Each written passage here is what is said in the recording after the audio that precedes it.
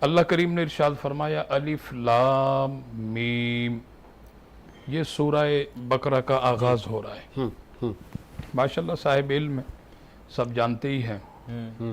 قرآن مجید کے اندر اس طرح کے حروف کئی مقامات پر موجود ہیں، ان کو حروف مقطعات کہتے ہیں۔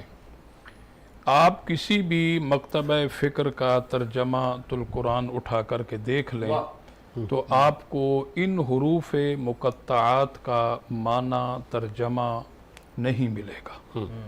اب آپ سوچ رہے ہوں کہ ممکن ہمارے حاضرین و ناظرین کے ذہنوں میں بھی یہ سوال آ سکتا ہے کہ سہلوی صاحب آپ نے بڑی عجیب بات کر دی کہ کسی بھی مکتبہ فکر کا ترجمہ القرآن اٹھائیں تو ان حروف مقطعات کا ترجمہ، ان کا معنی کہیں بھی نہیں ہے، تو کیا نعوذ باللہ من ذالک یہ بے معنی الفاظ ہیں، ان کا کوئی معنی اور کوئی مطلب نہیں ہے؟ نہیں، ایسا بھی نہیں ہے۔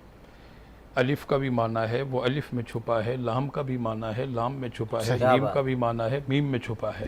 لیکن اس کا معنی، اس کا ترجمہ جو حقیقی ہے وہ نہ کوئی مفسر جانتا ہے، نہ کوئی محدث جانتا ہے، نہ کوئی مؤلف جانتا ہے، نہ کوئی رائٹر جانتا ہے، نہ کوئی مدرس جانتا ہے، نہ کوئی لیکچرار جانتا ہے۔ یہاں تک کہ وحی کلام الرحمن کو لے کر کے آنے والے جبریل امین بھی نہیں جانتے۔ صحیح۔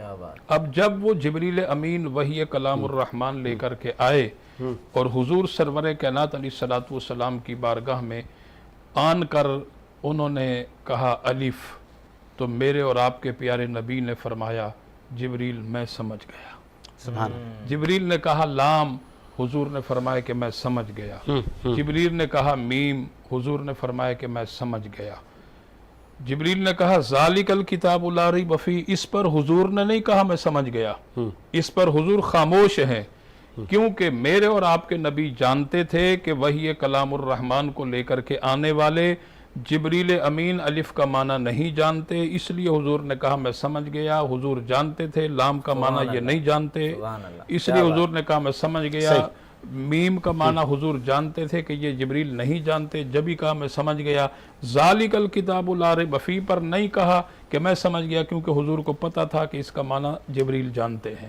تو ساجد حسین صاحب، جس نبی سے قرآن کا غیب نہیں چھپا، اس نبی سے زمین و آسمان کا غیب کیسے چھپ سکتا ہے؟ سبحان اللہ۔